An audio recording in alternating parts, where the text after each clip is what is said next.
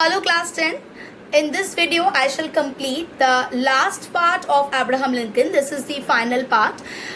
In the previous video, you have done till page number 66 first paragraph. So I'll be continuing it with the next paragraphs till the last. A quick recapitulation of what we had done in part 1. In part 1, we come to know that Abraham Lincoln was born with some famous personalities, okay, and then he had his settlement was changing very much, and then he had done various kinds of work from a lawyer's clerk, from a lawyer itself. Then he joined politics, and then there were two parts of one country, northern and the southern. And in the northern part, people mainly focused on the fishing and all that, whereas in southern part they mainly concentrated on large plantation of cotton.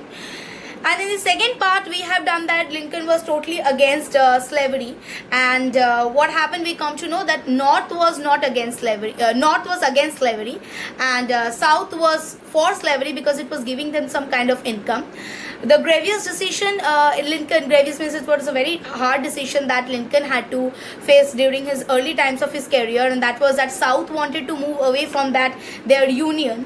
So union covered both northern and the southern part, but South had to, South, they wanted to come out because they protested against the abolition of slavery system. And out of this, there was one main issue other than the slavery, that are the South allowed to do this? Can they really come out of the union? That was a great matter of doubt. So that was the question. Now I come to the third and the final part that will start from page number 66 after the first paragraph. So I read out the lines, and children, please kindly follow your textbooks. On the question of slavery, Lincoln moved slowly and patiently. About slavery, he did not jump into conclusion. He just moved very patiently. He was very different kind of a hero from the famous John Brown. So John Brown was another person who was against slavery, but the way both of them dealt were very different. See how John Brown, who was filled with such anger against the slave owners that he raided the slave state. So he was very, angry with the slave owners, people who supported the slavery system. And so he wanted to quickly take up step, whereas Abraham Lincoln's, approach was much slower. And freed many, so he kind of freed many slaves. In order to do this, there were many bloodshed, and that was the reason why he was hanged in the year 1859, and was hanged for it in 1859. Lincoln hated lawlessness. Lincoln did not like that. Whatever he did, it was up to the law. He did not want to be out of law. He did not want to do anything out of the law. This was because in the early times of his career, he was a lawyer's clerk and then a lawyer himself. So he stuck to the points on the grounds of law. He had little sympathy for John Brown, so he did not, sympathize with the condition that John Brown was in. But in spite of his patience, he felt very keenly. He felt very much. He was very eager on, developing the position of these slaves. Sorry. When in 1862 he thought that the moment was ripe, he issued a proclamation. Proclamation means he gave an official statement. He gave an official statement declaring that all slaves in the states which were rebelling against the union should be henceforward and forever be free. So he gave a declaration that all these slaves will be free from their system of slavery. This move of Lincoln's meant that there could be no going back. It means that once a decision is made by the president, nobody can go back, and he has to kept it moving. That if war ended in victory for the North, slavery would be end of the all. So if North won, then slavery would be the end. It also meant that thousands of slaves left their work and the South and joined the Northern armies, generally weakening the Southern states. Through the wise and guidance of Lincoln, the rough genius of the General Grant, the North gradually triumphed, and until in April 1865, General Lee, the brave commander of the South, made his final surrender. So the leader of the South, that is General Lee, he surrendered, and North triumph means North won. Winning of North means abolition of slavery, and this was all under the guidance of Abraham Lincoln. Lincoln was not a military expert. He was not a military man. His work during the war was, however, very difficult. So all that calculation, how many soldiers could be there, this was very difficult and very successful. Although it was difficult, it was successful. He kept peace among different factions of North. Factions means group of people. So he kept peace. He tried and acted as a true, leader, as a true captain. He chose and loyally supported his generals. He kept up the courage of the people when the cause of the North seemed lost. When courage was losing, he still made them, he gave them hope and made everything clear to them, gave them hope, and that is the reason they again became courageous enough. Above all, he was great. He was a very moralistic person, so he knew what was right and what was wrong. For a president to whom everyone could look at, being about suspicion of high character and high ideals. So everyone used to look on Abraham Lincoln, so that he can give a suitable decision, because they were sure that whatever decision he takes would be the best. His speeches lifted his cause above the horrors of the war. Their simple and the noble language lived in the memory. The final words of his speech at Gettysburg in honor of those who had fallen in the war are unforgettable.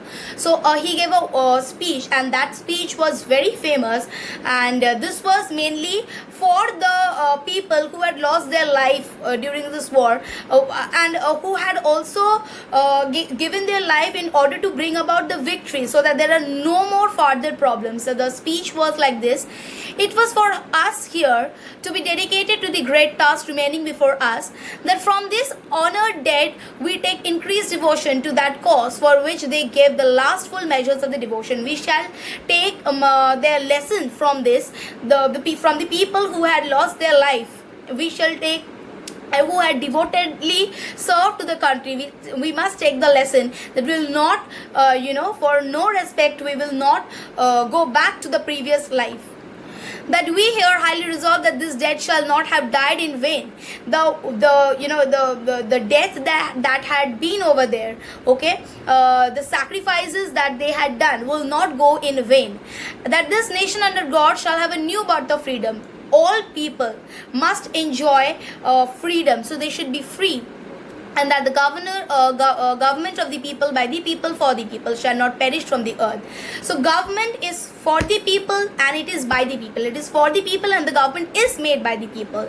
So we should remember this. Otherwise, the sacrifices made by the people of the North will go in vain.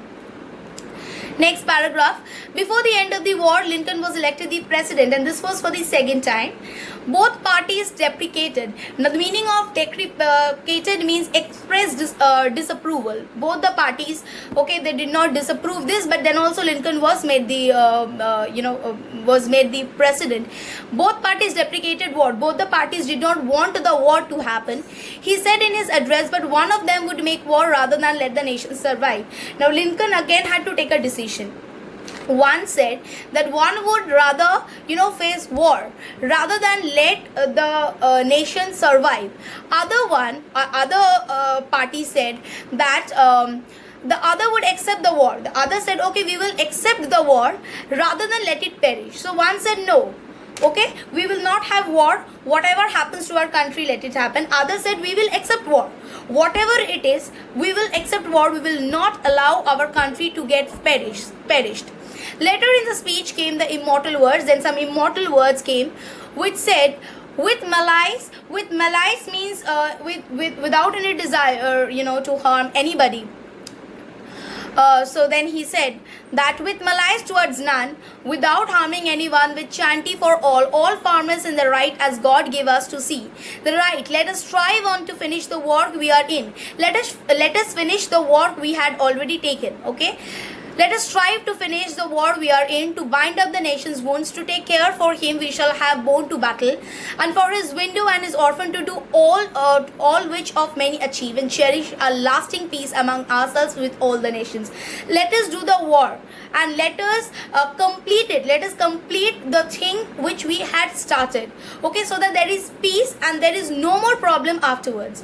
After 5 days after General Lee, that is the leader of the South, he had surrendered. Before peace was declared, Abraham Lincoln, after that, he was shot, and when he was shot, he was sitting in the box. Previously, in theaters, they used to have individual boxes where people used to go and sit over there. Now also we have, but in some places you will not get to see individual boxes like that. But previously, theaters contained different kinds of boxes where people used to go and sit. That was like a cabin system. It was specialized, okay, for special people. Abraham Lincoln was shot as he sat in his box at the theater by a young and a half crazy actor named John Wilkes Booth, who was embittered partisan of the South. Embittered means who felt that he was badly treated in the South because of him. So he had, he was he was a little bit mad, and he had actually killed Lincoln. Lincoln died the following day, and his work was not complete. Final sentence is a very important sentence. Now, said one of the friends of Lincoln said, as the end came, he belongs to the ages. So Lincoln will not die, because Lincoln, the deeds of Lincoln will be forever remembered by all, and he will belong to all ages of people, and he will still be considered one of the finest presidents of America. Thank you, children. This was the entire part of Abraham Lincoln. Thank you.